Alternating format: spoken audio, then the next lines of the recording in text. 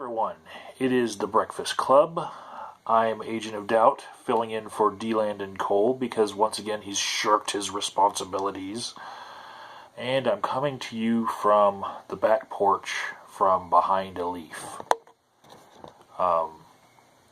Because art in video making, right?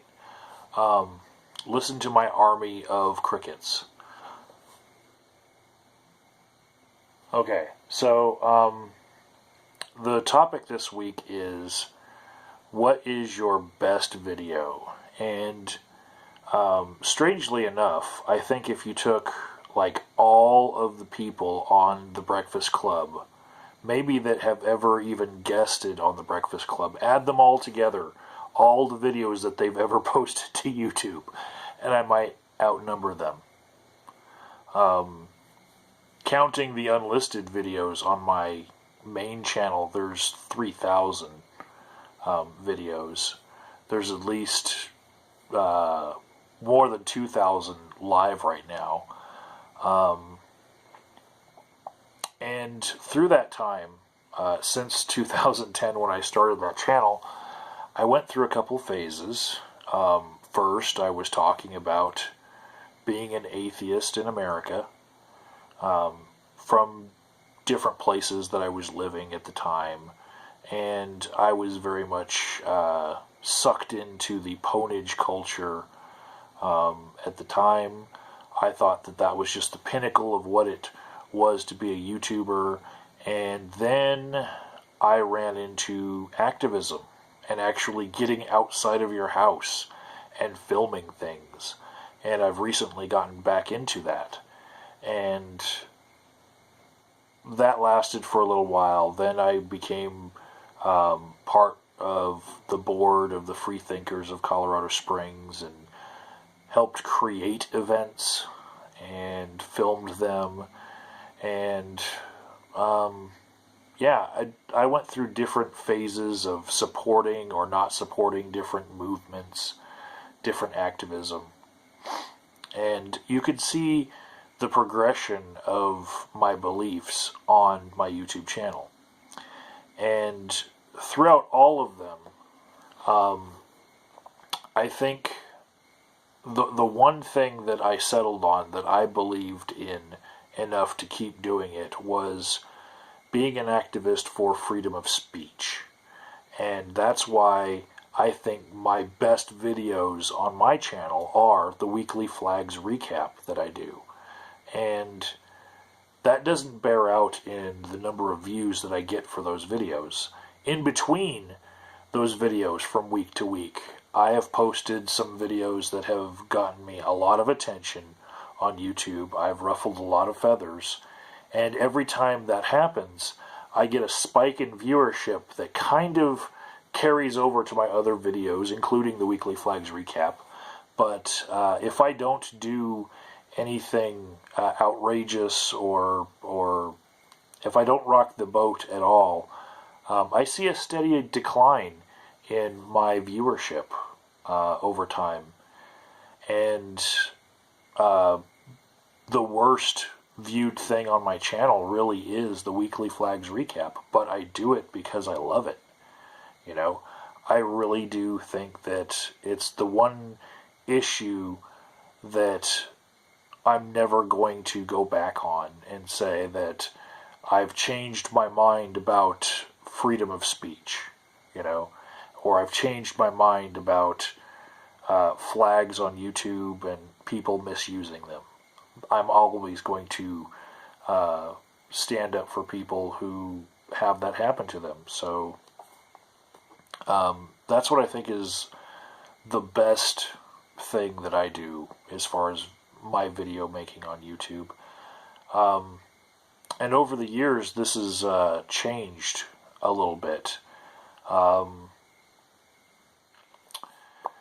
Back in the day, around 2011, I had one of my videos taken down with a DMCA claim by a paranormal group called Pure Paranormal.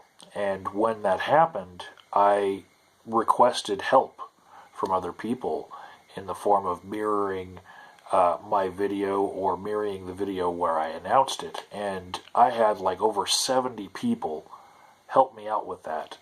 And that really put the fear into Mrs. Gray, the owner of Pure Paranormal, and I won my DMCA claim. I got my video back. It was restored, and that was a lot of support that I saw from the community. And if that were to happen to me again, I doubt I would get as much support. Even though it's 5 years on from that, I feel like the community just isn't what it was.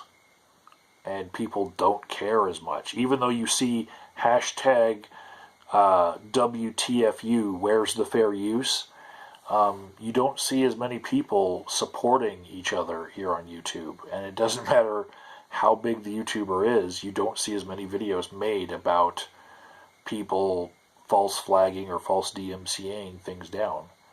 And in fact, I feel sometimes that people take for granted the content that I have in my weekly flags recap. They see that I'm doing that same series yet again this week, and they check out. They mentally, it's like they're like, oh well, I heard his recap 3 weeks ago. I know what goes on in that, but it doesn't get old for me, and as more people find it, I get this core audience that kind of follows for at least a little while, and maybe some people drop out, maybe some people come in, but I'm happy with the service that it provides. I'm happy with the shout outs that I give to people, the support that it gives, and it really has become something different than what I started doing. Before I did it, it was Edible Napalm who did a series called Censorship Casualties of the Week, and he was only shouting out his friends when he did it, like the people that were in his own community and the people that he was willing to stand up for. When I'm doing it now, 7 years later, having picked up that torch and added some gasoline to it, I'm talking about all the flags all over YouTube, no matter who does it, no matter whether I disagree with them or not. So it really has become something where it's mostly principle driving me to do it, and that's what keeps me doing it over and over again. And no matter whatever else my channel is in between those videos, I feel like doing that series for a very long time, and I'm not going to stop unless I know that somebody else will carry the torch as well as I did. So I don't think I have to go any further in length this time around, because nobody's beaten my record on the Breakfast Club for length yet, so I'll just stop where I'm at. Keep watching, and yeah, thanks Paul for letting me fill in yet again.